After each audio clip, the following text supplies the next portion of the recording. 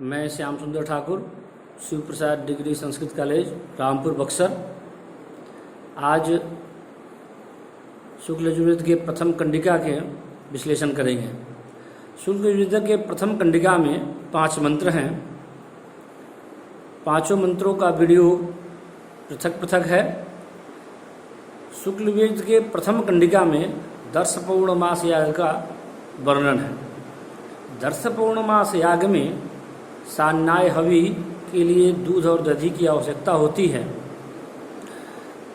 चूँकि यह दर्श पौर्णमास याग श्रौत याग है, तो श्रौत याग में प्रत्येक क्रिया मंत्रों के द्वारा ही की जाती है।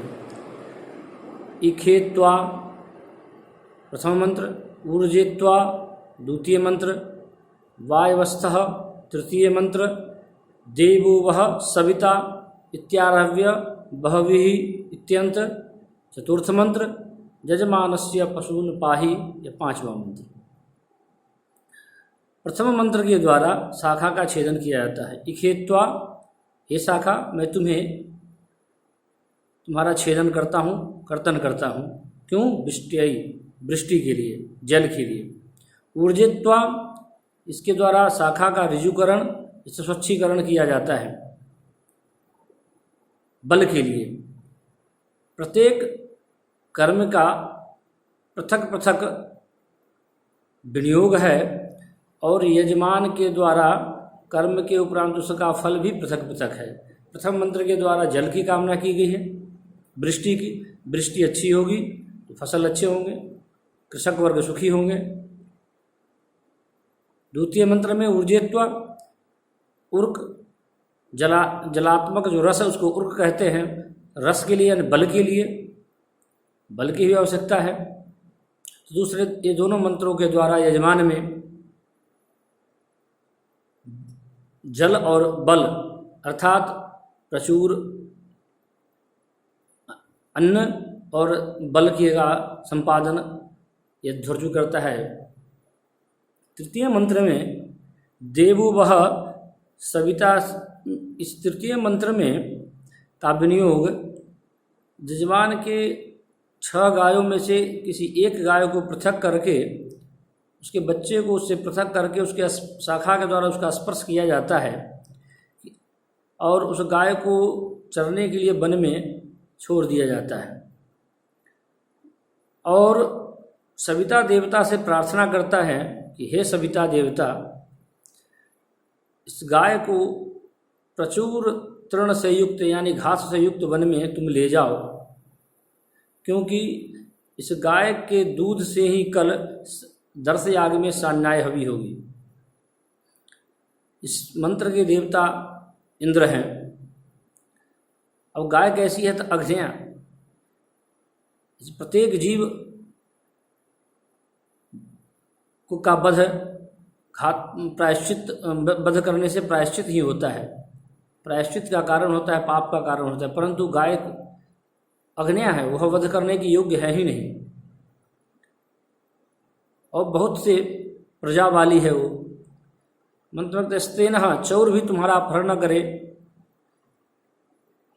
व्याघ्रादि हिंसक पशु भी तुम्हें हानि न पहुँचाए, तुम रोग रहिता हो, यक्षमादि जो रोग राज है उससे तुम रहित हो और जनवान को प्रचुर मात्रा में ऐश्वर्य आदि को प्रदान करने वाली हो। 5वां मंत्र यजमानस्य पशून् पाहि में उस शाखा से पुनः प्रार्थना की जाती है कि इस मंत्र का विनियोग शाखा को यज्ञशाला के अग्न्यागार में छुपाया जाता है, वहाँ खोस दिया जाता है उसको। उससे प्रार्थना की जाती है कि जो वन में यजमान की गाय आज चरने के लिए गई है उसकी तुम रक्षा करना। यजमानस्य पशून् पाहि। शाखा यद्यपि चेतन है फिर भी उसके अभिमानी देवता है। उस अभिमानी देवता को उद्देश्य करके यह कहा जाता है कि जो गाय चरने के लिए वन में गई है उसकी तुम रक्षा करना, क्योंकि उसी गाय के दूध से कल इंद्र देवता के निमित्त दर्श याग में हवि प्रदान किया जाएगा। या श्रौत याग है। श्रौत याग में प्रत्येक क्रिया का मंत्र है और प्रत्येक क्रिया का अपना एक अलग आशय भी है। दर्श याग में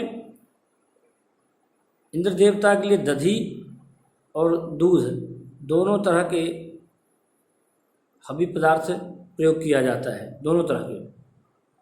अब दर्श याग में सामान्य किसी गाय का दूध की प्रक्रिया नहीं है, इसमें गाय को पृथक करके उसको वन में छोड़ा जाता है, उसके बछड़े से अलग करके, और उसी गाय के दूध से कल सन्नाय हवि इंद्र देवता को प्रदान किया जाता है। प्रथम कंडिका में 5 मंत्र हैं। पांचों मंत्रों का सामान्य भाव तो यह है कि पांचों मंत्रों के द्वारा यज्ञ को में संपादित होना दूध के का प्रयोग, दूध किस तरह से प्राप्त हो इसके लिए, और साथ ही यजमान के लिए प्रचुर धन धान्य, बल, ऐश्वर्य की भी कामना की गई है। इस व्याख्या में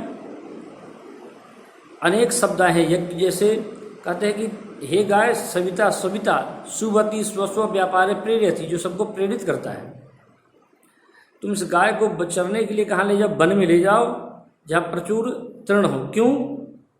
कि आज अच्छे से अगर गाय अच्छी घास को खाएगी तो बढ़िया से इसको दूध होगा, और उस दूध से क्या होगा? कल सन्नाय हवि इंद्र के लिए होगा, और जब सन्नाय इंद्र के लिए हवि होगा तो इंद्र प्रभुत रूप से वृष्टि करेगा, और वृष्टि से क्या होगा?